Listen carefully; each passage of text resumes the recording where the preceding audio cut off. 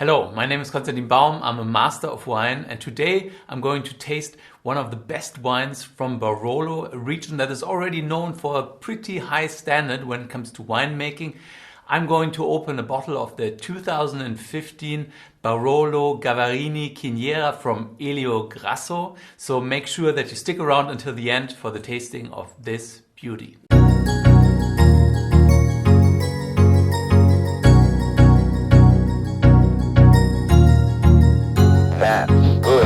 Elio Grasso Winery is located in Monforte in the south of the Barolo DOCG. The winery owns 42 hectares of land, but only 18 hectares are planted to vines, the rest are forests. Today it's Gianluca Grasso who runs the estate, but it was Elio who really put the winery on the map. He returned home when his father died and left his job as a banker in Turin. He then really turned around the estate, made sure that 100% of the wine is bottled at the winery and improved quality quite significantly. Gianluca Grasso represents the third generation today. They produce roughly 90,000 bottles per year, and the top wines are the single vineyard wines from Gavarini Chiniera, Casa Mate and the Reserva Rum Côte. For Barolo, the vineyard is really important. It's a bit like in Burgundy, where different sites give you very different expressions from the same grape variety coming from the same winemaker. So in 1978, the winery decided to bottle their different sites separately, and that was the first time this wine was bottled under this name. But let's look at the site now. Gavarini Chiniera is a parcel in the Cru Ginestra, which is right outside of Monforte d'Alba in the southern part of the Barolo DOCG. There's no official classification of the Crus of Barolo, but the wine critic Antonio Galloni created a classification for his website Vinous, and he rated Ginestra at the highest level as exceptional, together with other famous sites like Monprivato and Brunate. In the local dialect, people would call this site a sori, which means sunny, and describes a slope that is exposed to the south. It's at 350 to 400 meters altitude, and the soil is limestone mixed with sand. The vines are pretty old, at 35 years of age on average, and they're saying that they are working organically in the vineyard, but they are not certified organic. The grapes for this wine are 100% Nebbiolo, and they are harvested by hand in mid-October, which is pretty late in general, but pretty normal for Barolo because Nebbiolo grapes just need a lot of time to fully mature. The wine is then fermented in stainless steel tanks, does the malolactic fermentation in stainless steel, and gets then transferred into 25 hectoliter Slavonian oak barrels. Those big barrels are the traditional barrels in Piemonte for Barolo, and they don't really give the wine a lot of flavor. They are more there to give the wine a little bit more roundness, give it ageability and another dimension.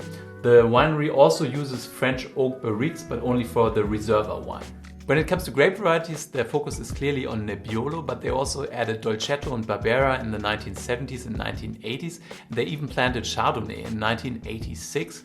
Nebbiolo is one of the most exciting grape varieties in the wine world, and it's a very difficult grape variety to grow. If you want to learn more about Nebbiolo and Barolo in general, then check out my video. I'll link it up somewhere up there. But let's talk about the vintage now. The vintage 2015 followed the very difficult 2014. In 2014, Gianluca Grasso actually decided not to make any single vineyard wines because he felt that the quality just wasn't there, so he blended all of those wines into a generic Barolo. 2015 started really rainy, but the winter finished warm and the growing season started at the normal time. The summer was very hot, but September and October were actually cooler than the average temperatures for those 2 months. And as Nebbiolo is a grape variety that ripens pretty late, this had a big impact on the quality of the wines. The wines didn't appear hot or overly alcoholic. They were more refined and more elegant than people would have expected. But even in this vintage, you really had to go for the best producers because the quality wasn't always consistent. But let's talk about the price now. I went on Wine Searcher to check for the current price of the 2015 Gavarini Chiniera, and it currently retails for $85, which isn't that bad considering that it's from one of the top producers from this very classic wine growing region. So for the wine tasting, I'm using my Riedel Pinot Noir glass, which is in my opinion the best glass for Nebbiolo based wines as well. Nebbiolo has a lot of flavor and you really want to give this wine a little bit more space to fully express its beautiful nose. So shall we open the bottle now? So this bottle type is called Albesa, and it's the traditional bottle for Barolo and Barbaresco. It's called that because it was first used by producers from Alba in the 1700s. In 1973 it was relaunched by producers under the leadership of Renato Ratti. In Barolo, producers actually must use the Albesa, but there are a couple of exceptions. But producers outside of those regions are not allowed to use this bottle shape. So as you can see here, the bottle is closed under a beautiful, long, natural cork. So the first big question with a young Barolo like this is, should I carafe it or decant it or not? But I don't really know that before I've tasted the wine, so I first have a sip from my glass. I believe this wine will benefit from a little bit more oxygen, so I will put it into my decanter. A candle would be more romantic, but this also gets the job done.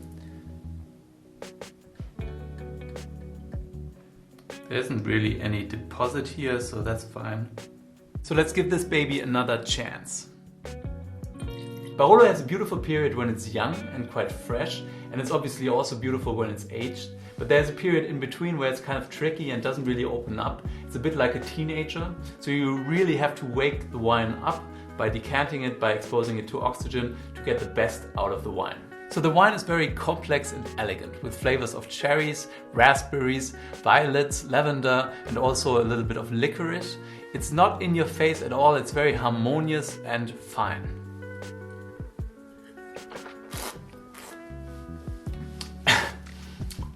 On the palate, it's quite demanding. It has a lot of tannins, lots of acidity. It's beautiful, but I think it will be really in its prime in another 10 years. It just needs a little bit more time to mellow out. Today, I think I definitely need a piece of meat in order to enjoy this wine properly. Life is good.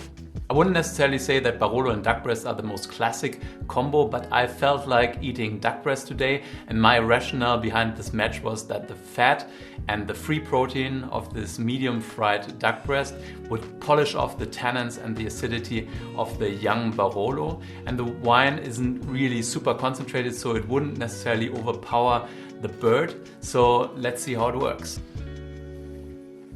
It works. The wine actually feels a little bit more rounded and less young, but I still feel a little bit bad about opening this bottle so early. Fortunately, it's not my only bottle, but I'm pretty sure that this wine will be a lot more fun in a few years. So what is my rating of this wine? Robert Parker gave this wine 96 points, James Suckling gave it 98 points, Vinnes gave it 97 points, and Antonio Galloni wrote that the Gavarini Chiniera is one of the wines of the vintage. Don't miss it. I personally feel like this wine is absolutely beautiful. I would, however, rate it a bit lower. I would go for 95 points. I think it's stunning and beautiful, but it's not quite up there in my opinion. I mean, it is beautiful, everything is there, but it just lacks a little bit more complexity and concentration. Maybe it's because this wine is right now in a phase where it doesn't really show everything it has, but I have to rate what I have in the glass, and for me this is 95 points. So thank you for watching. I hope you enjoyed this video. If you liked it, then please like it down here. Subscribe to my channel if you haven't done so already. I got a question for you. Have you ever tasted Barolo? Did you like it? Did you not like it? Please let me know down there in the comments.